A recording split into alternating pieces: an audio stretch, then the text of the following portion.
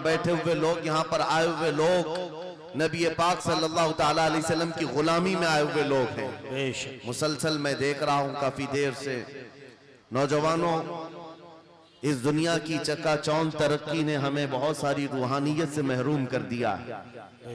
हमारे ये पाकीज़ा मजालिस ये मोबाइल के नजर हो गए, ये कैमरों के नजर हो गए।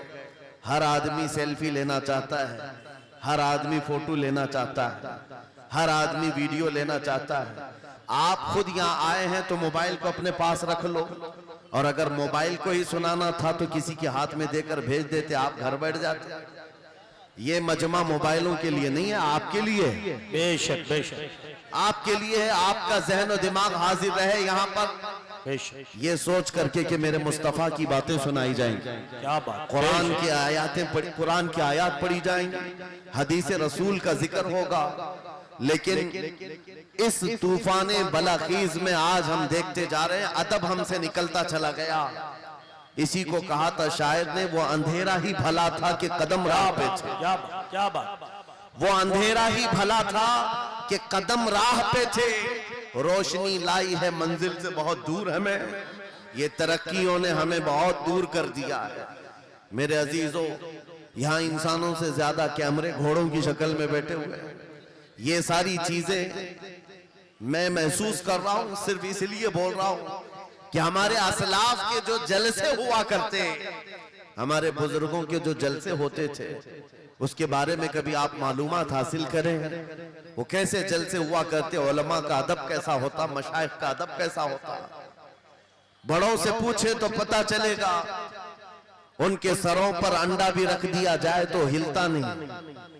इस तरह से वो लोग मुतवज्जे होते, और आने वाला बावजू आता, अदब के साथ आता, और बोलने वाला भी इखलास के साथ बोलता। ये सारी रूहानियत अगर खत्म हो गई तो इन जलसों का कोई मतलब नहीं रह जाता। इसीलिए मेरे अजीजों, यहाँ पान खाए हुए, गुटखा खाए हुए लोग मजलिस रसूल में अगर खड़े होकर सुनना चाहते हैं, नुक्कड़ पर और सड़क पर, मैं समझता हूं महफिल रसूल की बेहुरमती है।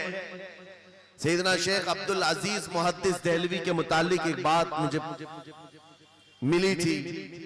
आप हुक्का नोशी फरमा रहे थे, और इसी असना में आपको कहीं से मीलाद के पढ़ने की आवाज आई। आप वो हुक्का फेंक दिए और मजलिस मीलाद में चले गए, जाकर के बैठ गए, और मीलाद पाक में जो मद्दाह रसूल थे वो कसीदा ऐसा पढ़ते रहे कि शेख साहब मगन हो गए, मस्त हो गए, और वज्द तारी हुआ। इसी असना में आपकी आंख लग गई महफिल में आंख लगी, देखा रसूल पाक सल्लल्लाहु अलैहि वसल्लम तशरीफ लाए। सुभान अल्लाह। मजलिस मिलाद में हुजूर तशरीफ लाए, लेकिन शेख मुहद्दिस देहलवी कहते हैं रसूल पाक का चेहरा सुर्ख था, गजबनाक थे। मैंने अर्ज किया, सरकार आप तशरीफ लाए हैं इस महफिल पाक में, लेकिन चेहरे पर गजब के आसार हैं। आप सल्लल्लाहु अलैहि वसल्लम ने फरमाया मुहद्दिस देहलवी से कि अब्दुल अजीज तुझे शर्म नहीं आती, उसी हुक्के के मुंह से मेरी महफिल में आ गया। अल्लाहु अकबर। मेरे अजीजों, नबी पाक सल्लल्लाहु ताला अलैहि वसल्लम की महफिल पाक का अदब नहीं करोगे, वो इश्क रसूल कहां से आएगा। यहां से क्या बोला जा रहा है, क्या पहुंचाया जा रहा है, उसकी तरफ तवज्जो होना जरूरी है। इसीलिए मैं आज बरमला इजहार करता हूं कि आज मुझे प्रोग्रामों वाला एक मुकर्रिर बनाकर लोग हर जगह घुमा रहे हैं ताजिया की तरह। मैंने ये देखा है, और इनमें मेरा कोई इंटरेस्ट और शौक नहीं था इन जलसों का। मैं मस्जिद में खिताब करना ज्यादा पसंद करता कि वहां पाकीज़ा माहौल होता है, अदब से लोग बैठते हैं और सब बावजू हुआ करते हैं, और दिल में बात उतरती भी है। लेकिन अगर बाहर भी हम महफिल कर रहे हैं तो मेरे अजीजों, जिम्मेदारी आपकी है कि इसको भी मस्जिद जैसा माहौल बना दे। बेशक बेशक। रूहानियत इतनी आ जाए कि हम इन दुनियावी लग़वियात से फारिग होकर खालिस मेरे आका की मोहब्बत में तशरीफ रखें। बस ये चंद जुमले शुरू में मुझे अर्ज करने थे, इस्लाह के लिए मुझे खड़ा किया गया है। और इन जलसों के तौर तरीकों को बदले मेरे उस्ताद गिरामी फरमाया करते, 3 रुकन होते हैं जलसे के।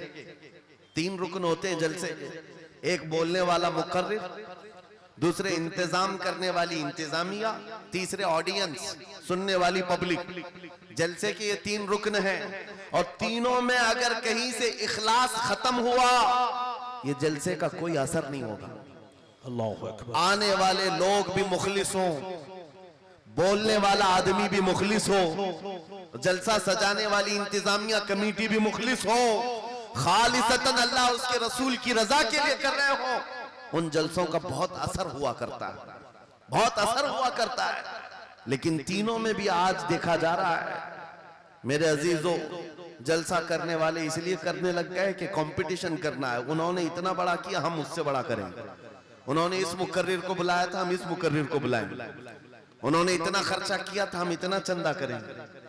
आने वाली पब्लिक भी एंटरटेनमेंट के लिए आने लग गई कि हम देखते हैं इनके यहाँ कितने नारे लगते हैं, उनके यहाँ कितने नारे लगते हैं। बोलने वाला भी यही सोचने लग गया कि इनके ऊपर कितनी धौंस जमा सकता हूं, इन लोगों को कितना मैं अपनी तरफ अट्रैक्ट कर सकता हूं। अल्लाह शाहिद है, मैं इस चीज के लिए आपके सामने नहीं आया हूं। पूरे मजमे में आप भी खामोश बैठे रहे, नाज़िम इजलास भी और जिनके हाथ में माइक है ये भी, आप दिल में सुभान अल्लाह कहें और दिल में ही नारा लगाएं। मेरी बात मुकम्मल होने तक तवज्जो से सुनते रहें।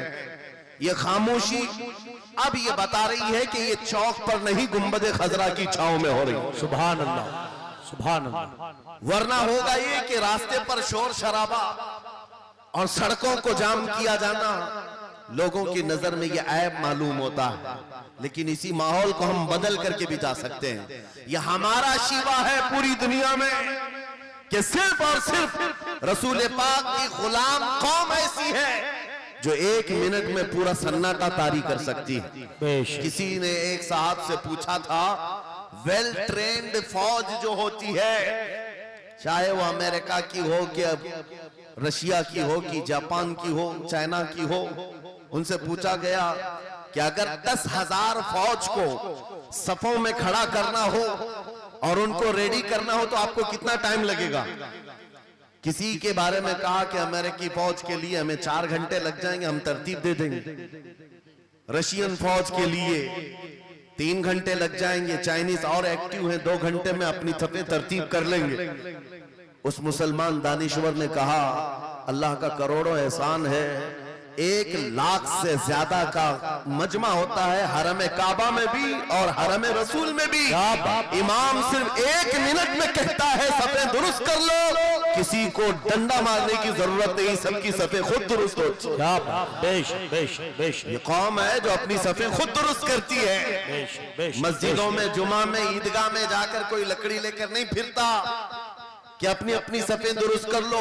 हर एक को इतना शऊर है कि अपनी सफे कैसे दुरुस्त की जाती है। जब आपको अल्लाह ताला ने ये नेमत अता की है, मस्जिदों में सफे दुरुस्त कर सकते हैं 1 मिनट के अंदर, ईदगाह में 1 मिनट में हमारी सब दुरुस्त हो सकती है। ऐ नौजवानों, दुनिया को ये बताओ, सिर्फ मस्जिद और ईदगाह नहीं, दुनिया के हर मैदान में हम अपनी सफे दुरुस्त कर सकते हैं। सुभान अल्लाह। हर मैदान में हमारी सब दुरुस्त हो सकती है। ये अल्लाह की तरफ से दी हुई बहुत बड़ी नेमत है।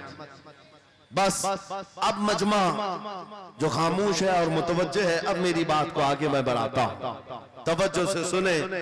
कुरानी उलूम के मुताल्लिक आपके सामने चंद बातें रखूंगा, इसलिए कि मुझे कहा गया बड़ा पढ़ा लिखा मजमा है और मुसलमान के लिए पढ़ा लिखा होना बहुत लाजिम है, इसलिए कि जिहालत इस्लाम का अपोजिट है।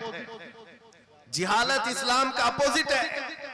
आपको एक बात मैं बताऊं, जब भी कहा जाता है दौरे इस्लाम, यानी हुजूर सल्लल्लाहु अलैहि वसल्लम की आमद के बाद के हालात को दौरे इस्लाम कहते हैं, उससे पहले वाले जमाने को दौरे जिहालत कहते हैं। जबकि इस्लाम का अपोजिट तो कुफ्र होना चाहिए, कुफ्र होना चाहिए। ये दौरे इस्लाम है और इससे पहले दौरे कुफ्र था। नहीं, दौरे इस्लाम से पहले वाले दौर को दौरे जिहालत कहते हैं, इसलिए कि बताना है इस्लाम और जिहालत दो अपोजिट चीजें, दो अपोजिट चीजें हैं। जाहिल हो और मुसलमान हो उसे जेब नहीं देता। जिस कौम पर आने वाली किताब हिदायत का पहला लफ्ज इक़रा से शुरू होता है, इक़रा बिस्मि रब्बिकल लज़ी खलक़, कुरान का पहला लफ्ज जो आया है वो किस नाम से आया? पढ़ो अपने रब के नाम से, पढ़ो अपने रब के नाम से। और इल्म नहीं है तो कुछ नहीं है तुम्हारे पास। इमाम गजाली तो फरमाते अन्नासु कुल्लुहुम मौता इल्लल उलमा, ये सारे इंसान मुर्दा है, जिंदा अगर कोई है तो इल्म वाला, इल्म वाला जिंदा है। और जिहालत की तारीकियों में भटकने वाले की मिसाल ऐसी ही है जैसे अंधेरी कोठरी में बैठा हुआ है, कहीं रोशनी का आने का इंतजाम नहीं, उसके सामने हलवा रखो कि गोबर रखो, दोनों बराबर है। जाहिल आदमी के लिए ऐसा ही है, कभी उसका हाथ इसमें पड़ेगा, कभी उसका हाथ इसमें पड़ेगा। जब नजर नहीं आ रहा है तो हलवा को गोबर समझकर खा लेगा और कभी गोबर को हलवा समझ के खा लेगा, गलाजत उसके लिए बराबर हो जाएगी। लेकिन इल्म को कहा गया अल इल्मु नूरुन, इल्म रोशनी है। जिसके पास इल्म आता है वो तमीज सीख जाता है, उसके पास अखलाक आ जाते हैं, वो हलाल और हराम के फर्क को समझने लगता है, बुरे और अच्छे के दरमियान फर्क मालूम होने लगता है। इसीलिए मेरे अजीजों, मुझे बड़ा गर्व है और फख्र है, हमारी खानकाह से ये आवाज आती है आधी रोटी खाएंगे और बच्चों को पढ़ाएंगे। बेशक, क्यों? बेशक। उस अजीम खानकाह से ये आवाज दी गई, क्यों? सिर्फ इसलिए नहीं कि तुम बड़े होकर के डॉक्टर बनोगे, इंजीनियर बनोगे। लोगों की नजर में अब बात यही रह गई, ये पढ़ा इसलिए जाता है कि डॉक्टर बनना है, इंजीनियर बनना है और कमाना है, बहुत कमाना है। इल्म जो है आज कमर्शियल बना लिया गया। इल्म इसलिए नहीं, इल्म इसलिए हासिल किया जाता है कि बंदा खुदा को पहचाने, बंदा अपनी हकीकत को पहचाने, जिंदगी गुजारने के उस्लूब उसे मालूम हो जाए। इल्म इसलिए सिखाया जाता है। बहुत सारे लोग सिर्फ नौकरी के लिए समझते हैं कि इल्म हासिल करना चाहिए, नौकरी के लिए नहीं, अपने अखलाक को बुलंद करने के लिए इल्म आना बहुत जरूरी है। मेरे अजीजों, कुरान अजीम वो हिदायत की किताब तुम्हारे पास आई, इस कौम के लिए अलमिया नहीं है तो और क्या है, जो किताब उलूम का जखीरा है। आज दुनिया उस किताब पर रिसर्च कर करके नए इल्म और फनून हासिल कर रही है। उस किताब को तो हम मुर्दों पर पढ़ने के लिए रखे हैं। वो कुरान अजीम जो हिदायत की किताब और सारे उलूम का सर चश्मा है, उस किताब को कहां पढ़ते हैं? मैयतों पर। किसी का इंतकाल हो गया तो तीजे में पढ़ेंगे, चहलुम में पढ़ेंगे, 9वें में 20वें में पढ़ेंगे। वो ईसाले सवाब के लिए सिर्फ रखा गया। और उससे थोड़ा आगे बढ़ गए तो कसम खाने के लिए कुरान।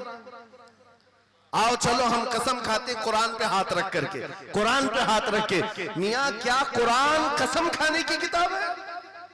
कुरान की वो आयत मैंने सबसे पहले पढ़ी, अल्लाह फरमाता ज़ालिकल किताबु ला रैब फीही, ये वो किताब है जिसमें शक की गुंजाइश नहीं, और ये हिदायत है परहेजगारों के लिए।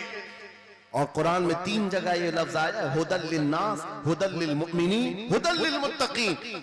ये सारे इंसानों के लिए भी हिदायत है, ये सारे ईमान वालों के लिए भी हिदायत है और परहेजगारों के लिए भी हिदायत है। सब हिदायत अलग अलग अंदाज से हासिल करते हैं। बारिश एक ही है बरसने वाली, जमीनें अलग अलग हैं। बहुत नरम जमीन हो तो वो जमीन बारिश से फायदा ज्यादा उठाती है, और थोड़ी सी ओबड़ खाबड़ जमीन हो तो वहां से फायदा कम आता है। बारिश एक ही है, कुरान बारिश हिदायत है।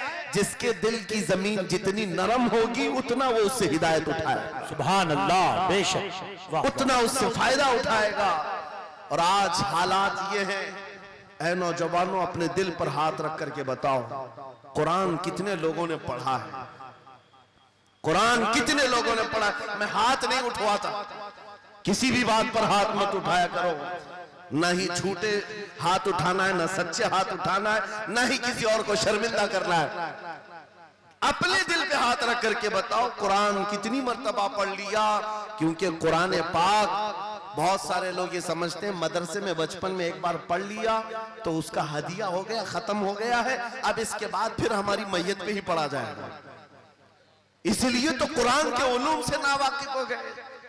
अरे समझना तो दूर की बात, देख करके पढ़ना भी मुश्किल है। आज लोगों का देख कर पढ़ना मुश्किल हो गया। कुरान तुम्हारे पास बहुत सारी किताबें नहीं है, बहुत सारे ग्रंथ नहीं, बहुत सारे वेद नहीं है जिनका शुमार ही नहीं है।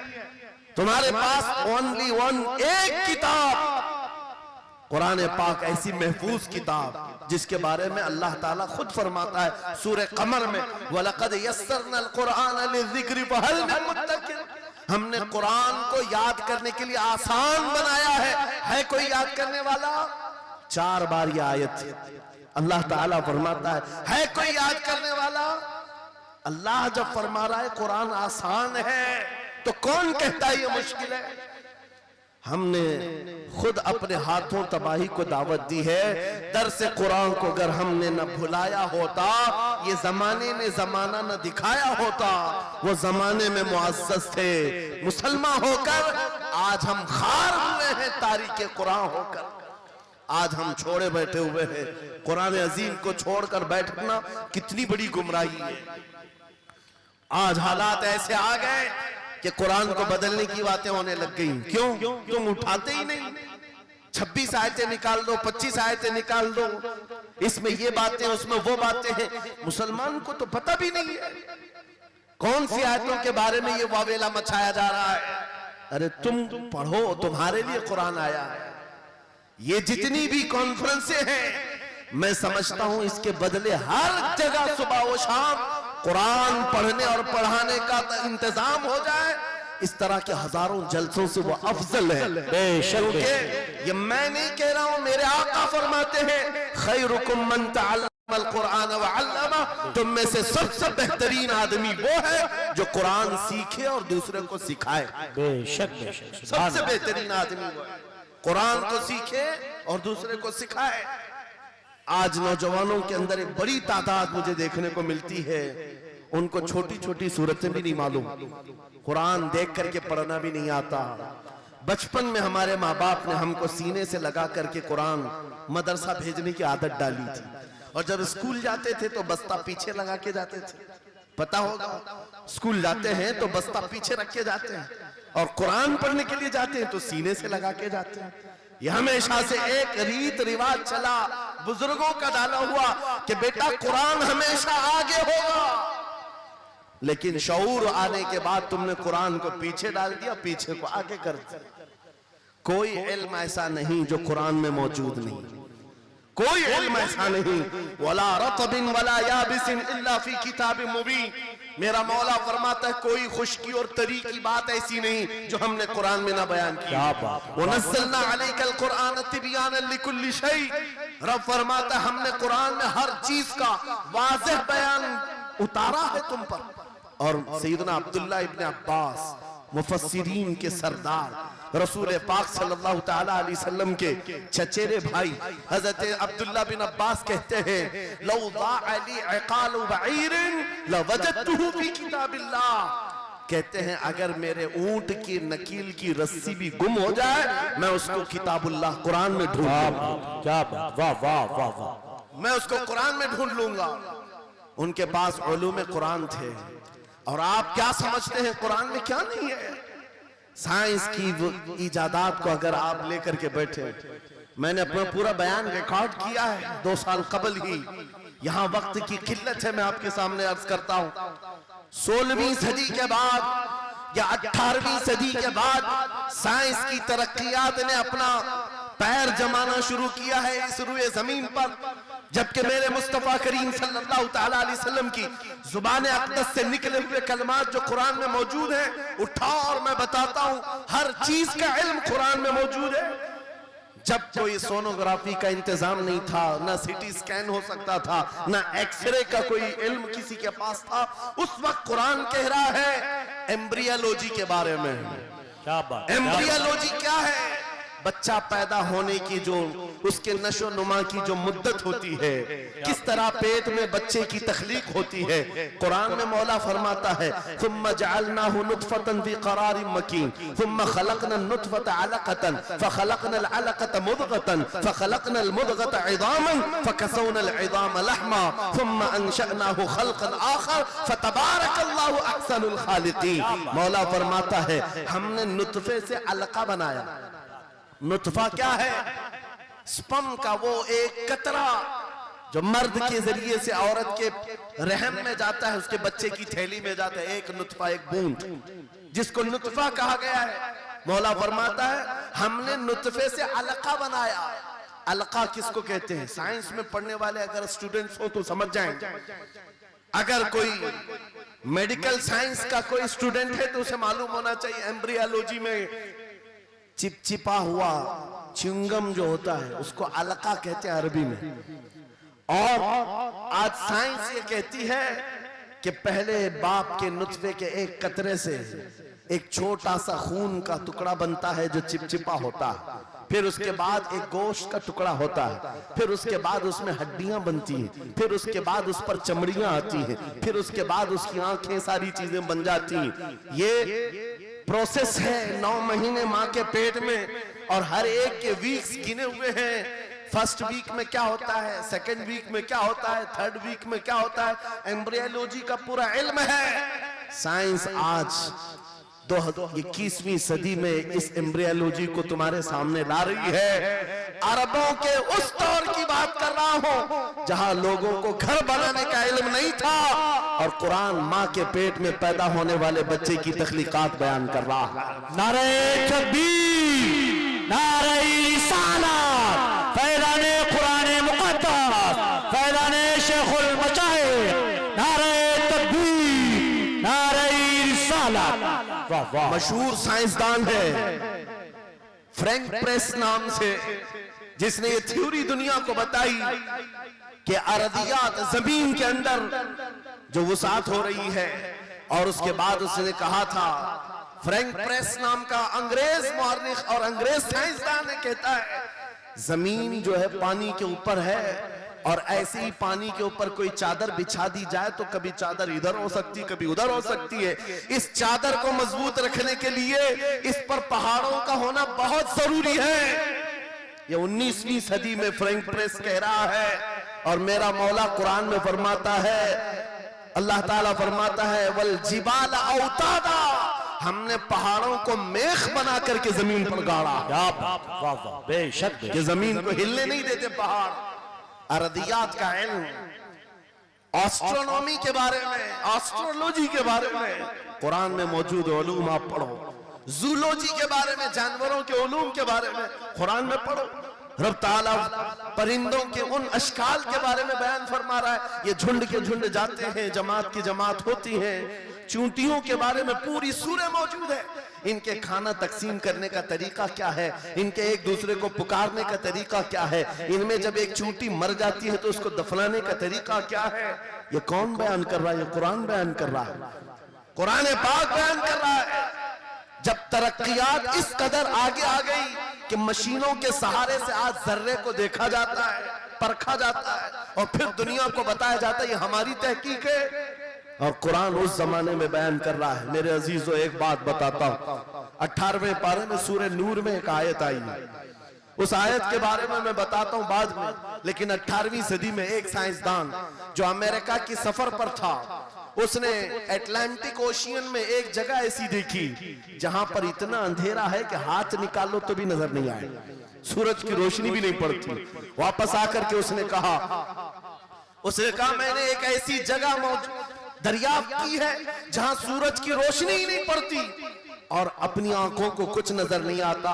अगर हाथ निकाल करके देखो, समंदर के बीचों बीच अटलांटिक ओशियन, ये कोई तालाब का नाम नहीं है। ये लंबा सफर तय करके कोई एक जगह को ढूंढ लिया एक साइंसदान, और आकर के दुनिया को बता रहा है मैंने एक ऐसी जगह मालूम की जहां पर खूब अंधेरा होता है, हाथ भी नजर नहीं आता। जब वो आकर के बताता है, एक आलिम रब्बानी ने कुरान की आयत पढ़ी, मौला कुरान में फरमाता है इज़ा अखरज यदहु लम यकद यराहा व मन लम यजअलिल्लाहु लहू नूरन फमा लहू मिन नूर। कुरान में अल्लाह फरमाता ज़ुलुमातुन बअदुहा फौक़ बअद, एक जगह हमने ऐसी बनाई है जहां अंधेरियों पर अंधेरियां हैं, जहां हाथ भी निकालोगे तो हाथ नजर नहीं आएगा। कुरान में 1400 साल पहले ये जब बात आई, उस साइंसदान को बताया गया, ये तो अल्लाह ने कुरान में बयान किया है। अब और ताज्जुब की बात क्या है, सुनो। वो आया साइंटिस्ट, कहा ये किसकी बयान की हुई किताब है? कहा मोहम्मद रसूलुल्लाह की, मक्का में पैदा हुए, मदीने में जिंदगी गुजारी आकीब थी। उसने कहा मैं उनके बारे में जानना चाहता हूँ, हो सकता है वो समंदरों के बहुत बड़े माहिर थे, वो समंदरी उलूम के बारे में बहुत कुछ जानते थे, उन्होंने जिंदगी का बहुत सारा हिस्सा समंदरों के सफर में गुजारा होगा। उस जमाने में उनको अटलांटिक ओशियन में मौजूद ये अंधेरा कैसे पता चला? ताज्जुब की बात है, हैरत की बात है। जब उस साइंसदान से कहा गया ए अजीज, हकीकी बात तो यह है कि पूरी 63 साल जिंदगी में मेरे आका एक बार भी समंदर के पास नहीं गए, एक बार भी इत्तेफाक नहीं हुआ। तब वो कहता है जो बंदा कभी समंदर के सफर पर गया ही नहीं और वो अटलांटिक ओशियन में मौजूद अंधेरियों की बात करता है, तो फिर ये अपने पेट से नहीं, ये अल्लाह की बात कर रहा। क्या बात, बेशक ये खालिक समंदर की बात कर रहा है, बेशक, जिसने वो अंधेरियां पैदा की। मेरे अजीजों, आपसे मेरा खिताब इसलिए है कि जो जखीरे अल्लाह ताला ने हमारी किताब मुकद्दस में रखे हैं, इसको हल करते करते लोगों के बाल सफेद हो गए। और तुम तो अखलाक सीखने के लिए ऐसे लोगों के पास जाते हो जिनको पेशाब करने का तरीका नहीं मालूम। क्या बात, बेशक, कुरान के उलूम क्या कम है तुम्हारे पास? अब मैं आता हूं, ये तो साइंसी बातें हो गई, मैथमेटिक्स तो पूरा कुरान में इतना है, बयान करते करते मैं सुबह कर डालूं। कुरान पाक के अददी एजाजात, कुरान पाक के हिसाब, रियाजी, मैथमेटिक्स के फंडे, बहुत कुछ है। फिजिक्स के बारे में है, ज्योग्राफी के बारे में है, अलजिब्रा के बारे में है, साइंस के बारे में है। ये तमाम उलूम तो एक मिसाल के तौर पर मैं आपके सामने रख रहा हूं, लेकिन अफसोस मैं उस कौम से बात कर रहा हूं जिस कौम ने कुरान को छूना भी बंद कर दिया है। जाकर के देखें, आज ही जाकर के देखें, घरों के अंदर तुम्हारे टीवी, फ्रिज और वॉशिंग मशीन तो धूल से साफ होंगे, रोजाना साफ करते होंगे, कुरान को हफ्ते हो गए कभी छुआ भी नहीं। गर्द जमी हुई, धूल लगी हुई है।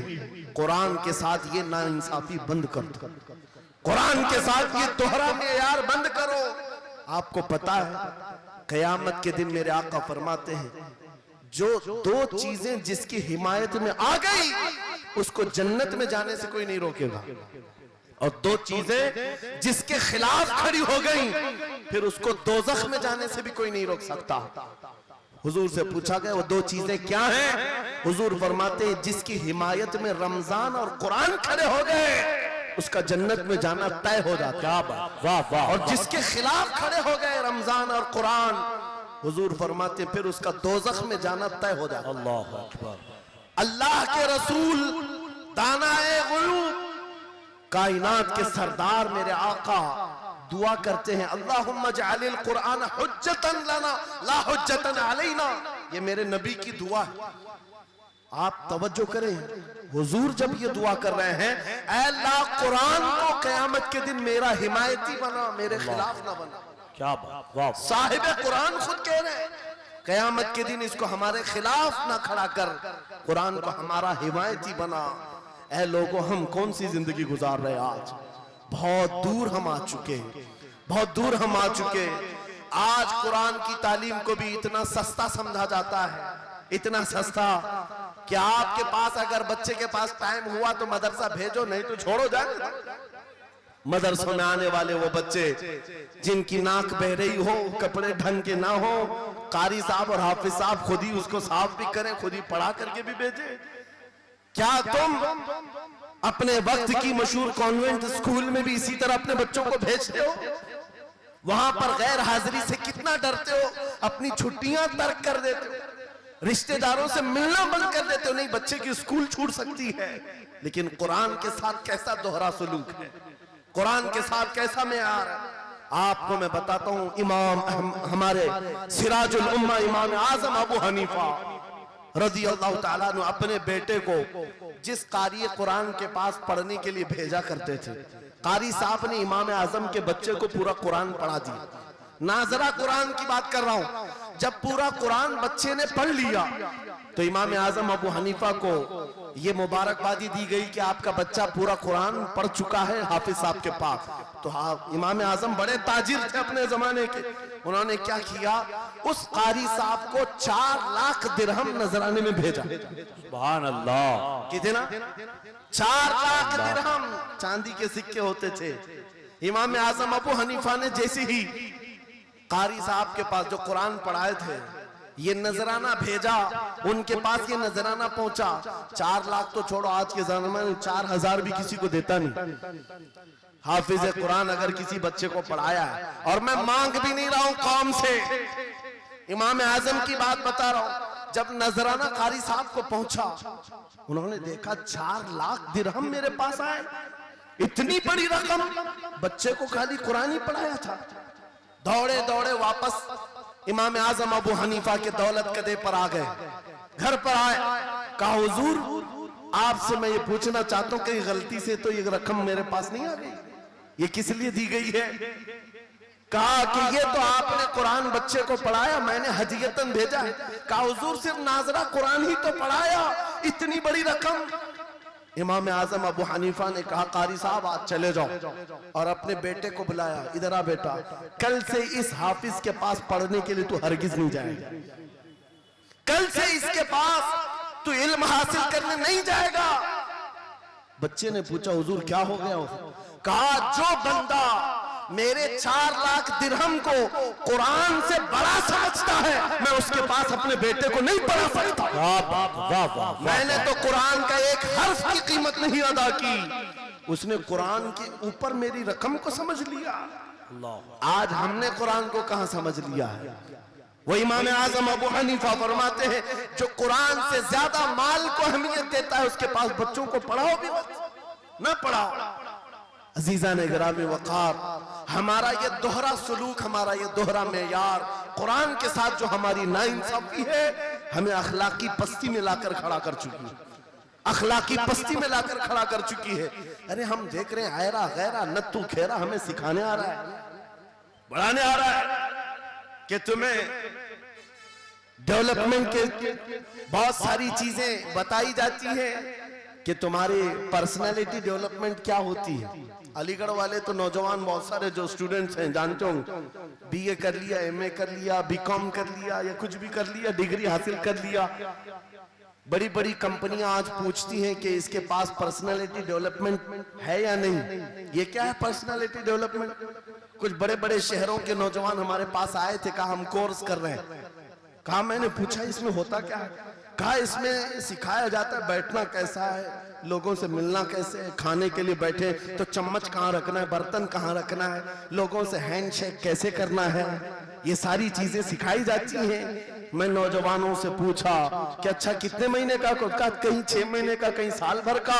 कहा अफसोस है उस कौम पर जिसका रसूल आया था ये कहते हुए, बुइस्तु लिउतम्मिम मकारिमल अखलाक, मैं सबसे बुलंद अखलाक सिखाने के लिए दुनिया में आया हूँ। उस रसूल की उम्मत आज ऐसे लोगों के पास अखलाक सीखने जा रही है जिसको हलाल और हराम की तमीज नहीं, जिसको खड़े होकर पेशाब करने में फख्र लगता हो, उसके पास तो ये अखलाक सीखने जा रहे हैं, पर्सनालिटी डेवलपमेंट सीखने जा रहे हैं। और मैं तुम्हें बताता हूं कुरानी अखलाक क्या है। मौला करीम ने अपने हबीब को जो बयान किया है, सूरे लुकमान उठाओ, बाप अपने बेटे को नसीहत क्या क्या करता है, अगर 3 आयतें भी पढ़ लो तुम्हारी जिंदगी सुधर जाएगी। लुकमान हकीम अपने बेटे से कहते हैं या बुनय्या अक़िमिस सलात वअमुर बिल मारूफ वन्हा अनिल मुनकर वस्बिर अला मा असाबक, ऐ बेटा नमाज पढ़ा कर, बुराइयों से बचा कर, अच्छाइयों की बात कर, जो मुसीबत आए उस पर सब्र कर। ये सिर्फ जुमले नहीं है, ये जुमले नहीं है। लुकमान हकीम ने अपने बेटे को जो डराया था, कुरान कहता है या बुनय्या इन्नहा इन तकु मिस्काल हब्बतिन मिन खरदलिन फतकुन फी सखरतिन औ फी समाई औ फिल अर्दी याति बिहा अल्लाह। आज हर बाप को चाहिए कि ये नसीहत अपने बेटे को करे। क्या बात, हर बाप अपने बच्चे को ये बात बताए, सुनो क्या। लुकमान कहते हैं बेटा बुराई अगर तूने कर लिया, ये मत समझना कि मैं रात के अंधेरे में छुप कर लिया। आज तुम्हारे हाथ में मोबाइल गुनाहों का अड्डा बन करके आया है, सिर्फ एक टच स्क्रीन पर सारी दुनिया तुम्हारे सामने नंगी नाचती हुई नजर आती है। कितने नौजवानों ने अपने अखलाक का कत्ल कर लिया है, उनकी आंखें हया से नापाक हो गई हैं। कितने लोगों ने अपना नूर ईमान बेच दिया मोबाइल की स्क्रीन पर चलने वाली इन बेहया तस्वीरों पर। कितने तो फरेफ्ता हो गए, कितने जवानी बर्बाद कर चुके। तुम क्या समझते हो? मेरे अजीजों, एक जवान ने मुझे बताया था, रात के वक्त मैं तन्हा मोबाइल लेकर बैठा था, अचानक पर्दा हिला तो डर लगा, जल्दी से स्क्रीन ऑफ किया बैठा। मुझे लगा माँ आई होगी, बाप आया हो, कोई आया होगा, लेकिन कोई नहीं। पर्दा हिला, एक बिल्ली आई थी, इससे भी डर लग गया। मैंने कहा पर्दे के हिलने से इतना डर है कि कोई आ जाए, तेरा ईमान कहां गया? वो मौला कहता है यअलमु खाइनतल अयुनि व मा तुख्फी सुदूर। वो रब तुम्हारे दिलों में गुजरने वाले हालात को भी देख रहा है, बेशक तुम्हारी आंखों की खयानत को भी वो देख रहा है। जब तुम्हारा यकीन ही खत्म हो गया तो क्या करोगे?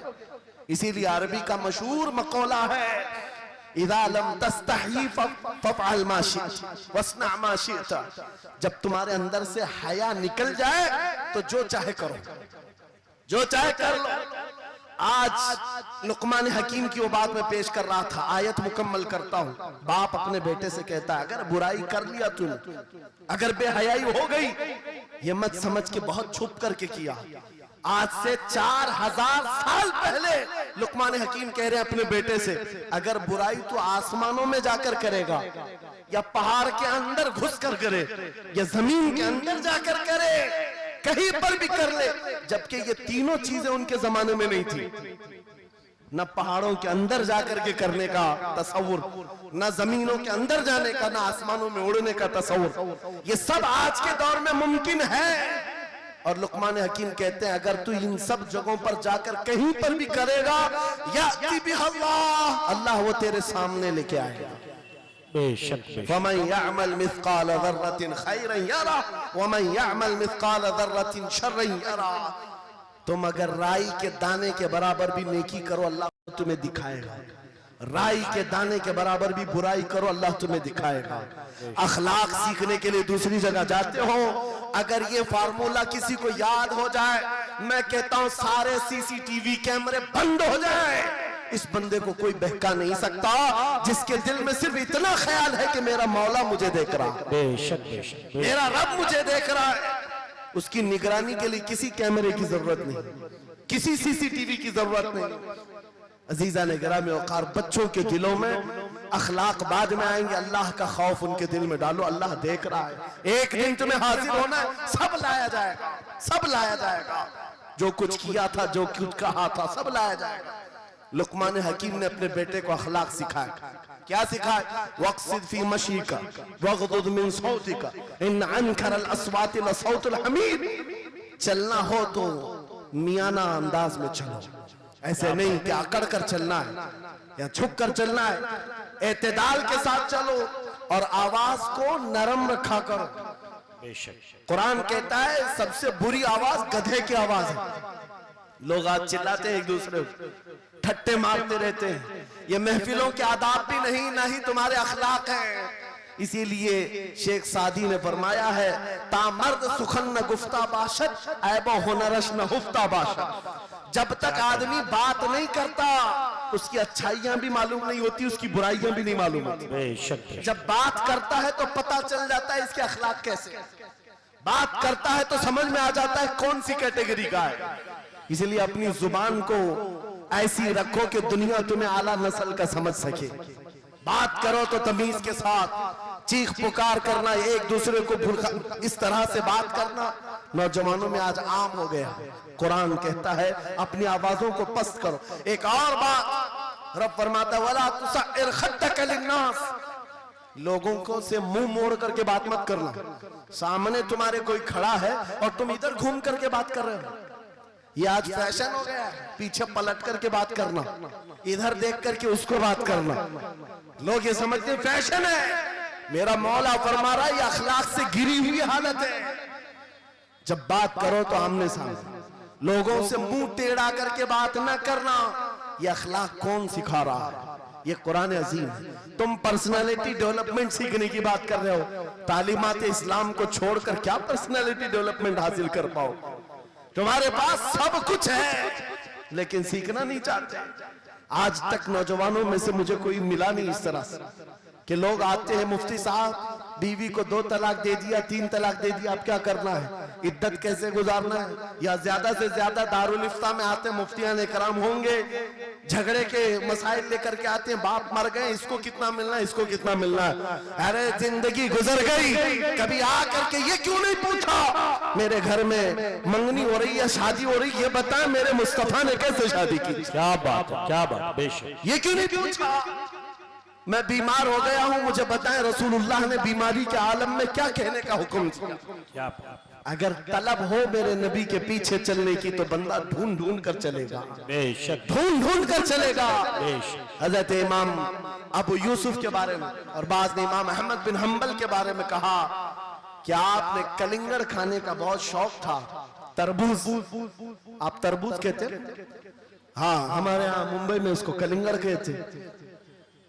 और उन्होंने ये कहा कि ये सुन्नत भी है। मुझे रिवायत मिली है कि हुजूर ने भी खाया लेकिन जिंदगी भर खाए नहीं। मुरीदीन ने पूछा कि हुजूर जब सुन्नत भी है और आपको शौक भी है, खाते क्यों नहीं?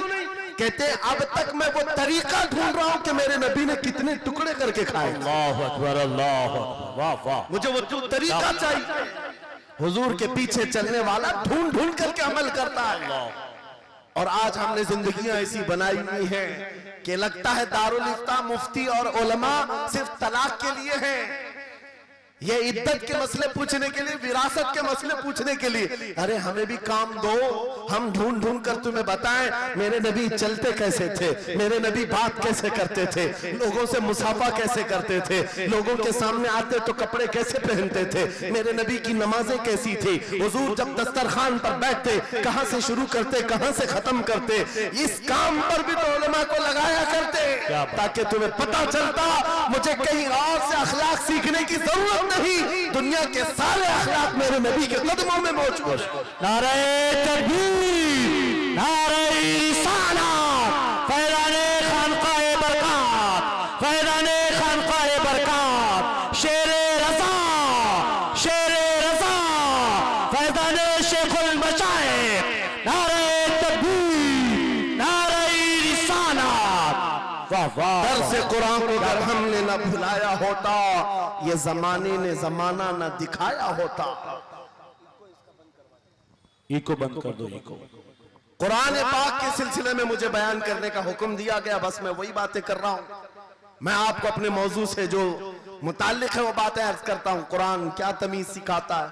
आज घर घर के अंदर जो एक बहुत बड़ी बला आई हुई है, हर तीसरा चौथा घर ये शिकायत लेकर के आता है बेटा हाथ से निकल गया, बेटी हाथ से निकल गई।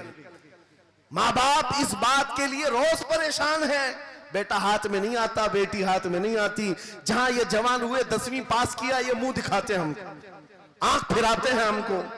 फरमा बरदार बच्चों की कमी बहुत कम हो गई। गलती इन बच्चों की नहीं, उन माँ बाप की भी है। तुमने इनकी तरबियत तो खिलौनों से की है।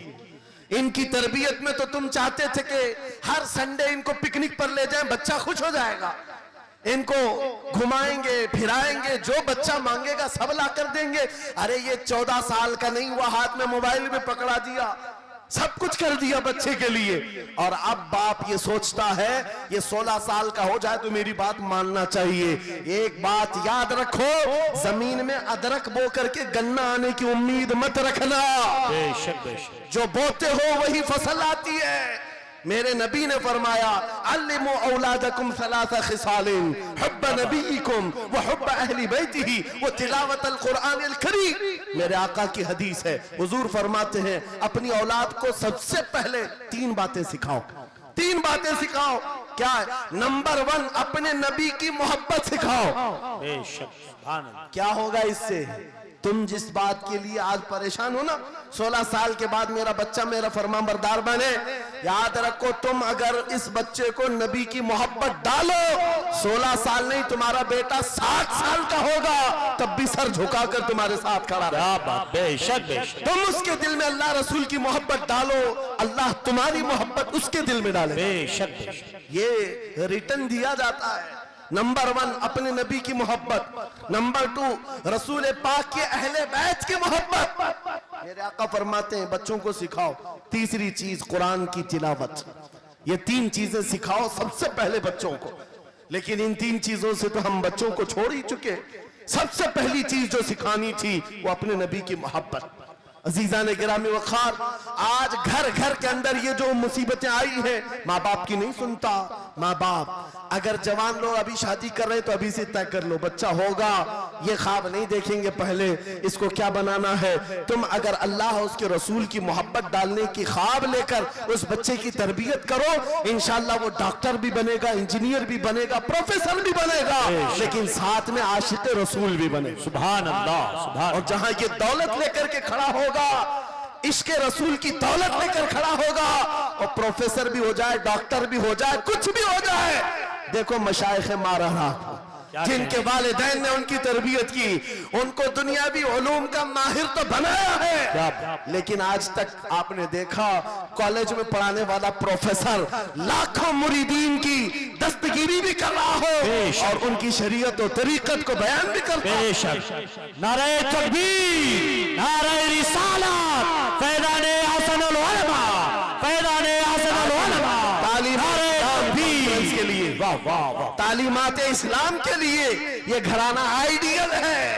मैं मुबालगा आराई नहीं कर रहा हूं, मुबालगा आराई नहीं कर रहा हूं। जहां पर एक बेटे को बाप ने वक्त का एक बड़ा प्रोफेसर बनाया तुम्हारे इसी शहर का, दूसरा बेटा अगर इनकम टैक्स का चीफ बन चुका हो, क्या बात, तीसरा अगर पुलिस की डिपार्टमेंट में डीआईजी या बड़े ओहदे पर पहुंचा हो, लेकिन हमने हर एक को देखा, चाहे ये दुनिया के किसी मकाम पर जाएं, जब ये अपने असलाफ की बारगाह में आते हैं तो सर झुकाए हुए शरीयत के तरीकत के संगम नजर आते। क्या बात, बेशक क्यों? इसलिए कि इनकी तरबियत सिर्फ और सिर्फ ट्यूशन के बहाने नहीं छोड़ दी गई थी, क्या कहने, लोगों की गोद में डालकर। जैसे आज लोगों को लगता है बच्चे को पढ़ाने के लिए महंगी स्कूल दे दो, अच्छी से अच्छी स्कूल, और बच्चा आए तो शाम में ट्यूशन के लिए किसी टीचर या प्रोफेसर को दे दो। बच्चा तुम्हारी गोद में आया ही नहीं। संडे संडे तो बाप से बच्चे की मुलाकात होती है, और वो भी पिकनिक के नाम पे होती है। ये हालात जब बच्चों के साथ तरबियत के होंगे तो ये बच्चे जिनसे तरबियत हासिल किए हैं उनके नक्शे कदम पर चलेंगे।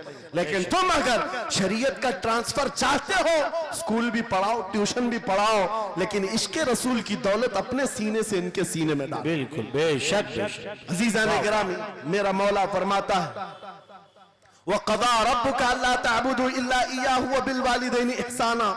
माँ बाप के साथ भलाई का हुक्म मेरा मौला फरमाता है। रब ने तुम्हारे फैसला किया है अल्लाह के सिवा किसी की इबादत ना करो, वालिदैन के साथ अच्छा सुलूक करो।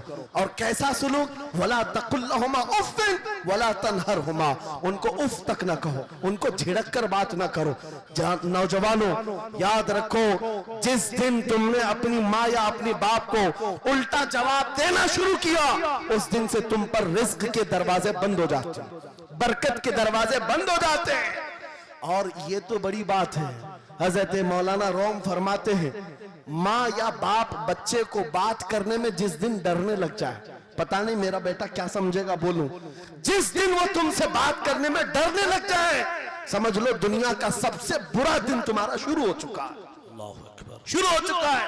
होना तो ये चाहिए कि तुम्हारी जवानी नहीं, तुम्हारी उम्र बीतने को आ गई, अगर माँ बाप को अल्लाह ने सलामत रखा, चाहे वो बूढ़े बिस्तर मर्ज पर हो, उस वक्त भी अदब के बाजू फैलाए हुए हो, अदब के बाजू। आपको पता है सहाबा इकराम बैठे, मेरे आका सल्लल्लाहु अलैहि वसल्लम, एक खातून आई, रसूल खड़े हो गए, अपनी चादर बिछाया, उस खातून को बिठाया। साहबा कहते हैं हमने एक खातून को, आई हुई खातून को इतना अदब करते हुए रसूलुल्लाह को पहली बार देख रहे थे। वो खातून आई, बैठी, मुस्कुराई, बातें की और चली गई। साहबा ने पूछा या रसूलल्लाह इस खातून का अदब क्या है? मेरे आका फरमाते हैं ये मेरी दाई, मेरे दूध पिलाने वाली माँ हलीमा सादिया। पैदा हुए नहीं, दूध पिलाई हुई माँ का यह अदब मेरे नबी ने सिखाया। ये अखलाक कुरान के हैं मेरे अजीजों, कुरान के हैं। याद रखो नौजवानों, इन बूढ़े माँ बाप को आज जितने लोगों ने तरसाया है और उन्हें घुट घुट कर जीने पर मजबूर किया है, वो आज की रात तौबा करके जाएं, तौबा करके जाएं, मुसाफा करें, उनके हाथ चूमें। ये तुमसे क्या तमन्ना रखते हैं? बस इतनी कि तुम अपने पैरों पे खड़े हो जाओ, ढंग का कमाना सीख जाओ। नौजवान को इनका डांटना बुरा लगने लगता है। माँ बार बार चिल्लाती है, बाप बार बार डांटता है, घर छोड़कर भाग गया। फिर उसके बाद याद रखो अल्लाह ताला ऐसे जूतों पर तुम्हें डाल देता है जो तुम्हारी हैसियत के भी नहीं होते, कमतर लोग तुम्हें हाँकते रहते हैं। इससे बेहतर है हमें पैदा की हुई माँ, हमें दूध पिलाई हुई माँ अगर डांटती है, कोसती है, मारती है, ये नेमत है। एक नौजवान के बारे में मैं अक्सर कहा करता, हमारे साउथ का था, बड़ा बिगड़ा हुआ। माँ मेरे पास आई थी, कह रही थी इसको समझा ले, मैं बेवा हूं, मैं बेवा हूं, इसका बाप बचपन में मर गया, ये बच्चा 2 साल का था, मेरा शोहर मर गया, मैं घरों की पतेलियां मांझ मांझ करके इस बच्चे को बड़ा की हूं, लेकिन आज ये औबाश बन गया है। बदमाशों की दोस्ती। मैंने उस नौजवान को बुलाया था, अपने करीब किया, समझाया, अल्लाह ने उसको समझ दे दी। वो लड़का थोड़ा बहुत सीधे रास्ते पर आया और बेंगलुरु गया था कमाने के लिए। मैंने कहा नौकरी कर, तेरी माँ कुछ नहीं चाहती, वो जिंदगी तो गुजार चुकी, अपने हाथों से कमाई है, बस ये चाहती है कि तेरी कमाई का एक लुकमा खा ले। ऐ नौजवान, क्या अपनी माँ को इतना भी सुख नहीं देना चाहता? गया था कमाने के लिए। मेरे अजीजों, आज भी वो मौजूद है, आज भी है। वो कमाया, महीना भर गुजरा था या 2 महीने, अपनी तनख्वाह लेकर के वतन वापस आया। अपने घर के पास जिस दिन वो पहुंचा था, घर के बाहर बहुत भीड़ जमी थी। लोगों से पूछा उसने तो पता चला उसकी माँ आज ही सुबह इंतकाल की। अल्लाहु अकबर। वो पैसों की गड्डी ला करके जो कमाया था 1 महीने 2 महीने की तनख्वाह माँ के कदमों में रख दिया। बहुत रोया। ये बात मैं तकरीरों में इसलिए कहता हूँ, उसने कई बार कहा मुफ्ती साहब नौजवानों को सिर्फ इतनी बात कहे, मैं इस अजाब में रोज मरता हूँ। मेरी माँ जिंदगी भर लोगों के जूठे मांझ करके मुझे खिलाती रही और मैं एक लुकमा मेरी माँ को खिला न सका। जिस दिन मैं लाया था पैसे, ये तो दुनिया से चल पड़ी। मुझे आज रोज इस बात का गम सताता है। आप नौजवानों से खिताब करते हैं, कम से कम इनसे कह दें कि तुम्हारे माँ बाप जिंदा हैं, होश में आ जाओ, अपने हाथों से उनको खिला तो सको, उनके हाथ पकड़कर चला तो सको, इसलिए कि दुनिया की अजीम नेमत है। जिसका बाप जिंदा है, जिसकी माँ जिंदा है, उसके हक में वो दुआ कर ले। मेरे आका फरमाते हैं नबियों की दुआ उम्मत के बराबर जो होती है, वो बाप की दुआ बेटे के बराबर होती है। आज मैं गुफ्तगू समेटता हूँ, खत्म कर देता हूँ, इसलिए कि अखलाक इस्लाम बहुत वसी मौजू है, बहुत वसी मौजू है। लेकिन आपके लिए सिर्फ इतनी बात काफी है कि कुरान को छोड़ करके अगर दूसरी जगह सीखने जाओगे तो मारे मारे फिरोगे। आज वापस आ जाओ उसी कुरान पर जिसको मेरे आका ने हमारे उरूज का जरिया बनाया है, हमारी तरक्की का रास्ता बनाया है। जानते हो जब दुनिया के पास पार्लियामेंट नहीं थी, चलाने के लिए उसूल नहीं थे, पूरी दुनिया को कुरान ने उसूल बताए हैं, कानून बताए हैं। इस एक कुरान से फिक़ह हनफी मिला, फिक़ह शाफ़ई मिला, फिक़ह हम्बली मिला, फिक़ह मालिकी मिला। ये तो 4 मैंने नमूने बताए, 1 2 नहीं 18 फिक़ह की तदवीना पूरी दुनिया में मौजूद है। इस कुरान पर लिखी जाने वाली तफसीरों की तादाद पूरी दुनिया की किताबों से सबसे ज्यादा है। 700 तफसीरों के नाम मेरे पास मौजूद है। हर तरह से अलग अलग तफसीर की गई है। दुनिया की मुख्तलिफ जुबानों में इसके तर्जुमे किए गए। वो एक कुरान ऐसा है जो आज भी बबांगे दुहल पूरी दुनिया को चैलेंज कर रहा है। अगर तुम अल्लाह की बात को झूठा मानते हो, कुरान की तरह एक आयत ला करके बता दो, एक सूरत ला करके बना दो।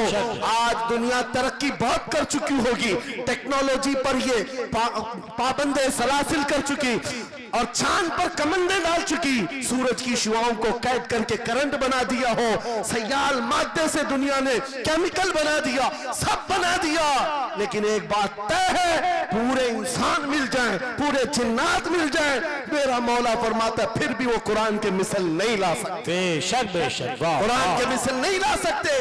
ये मौजज़ा तुम्हारे पास है, ये मौजज़ा तुम्हारे पास है, दुनिया के पास ये दौलत नहीं। उठो वगरना हश्र न होगा फिर कभी, दौड़ो के जमाना छाल अपनी चल गया। मेरे अजीजों, आखिरी बात, ये सारे उलूम तो कुरान में है, अखलाक भी कुरान में है, तिजारत के उसूल भी हैं, शादीशुदा जिंदगी के उसूल भी है, माँ बाप के साथ हुस्न सुलूक भी है, बच्चों की तरबियत भी है, पड़ोसियों से मामलात भी है, उस्ताद और शागिर्द के हुकूक भी बयान किए गए हैं। ये सारे फील्ड अपनी जगह पर, लेकिन कुरान का जो गाज़ा है, कुरान की जो रूह है, कुरान का जो खालिस शहद है, वो क्या है? कुरान पढ़ने वाले को सबसे बड़ी दौलत अगर कोई मिलती है तो अपने नबी से बेइंतहा इश्क करने की दौलत मिलती है। आगाज से आखिर तक कुरान है नाते मुस्तफा, महबूब के बयान का कैसा अनोखा ढंग है।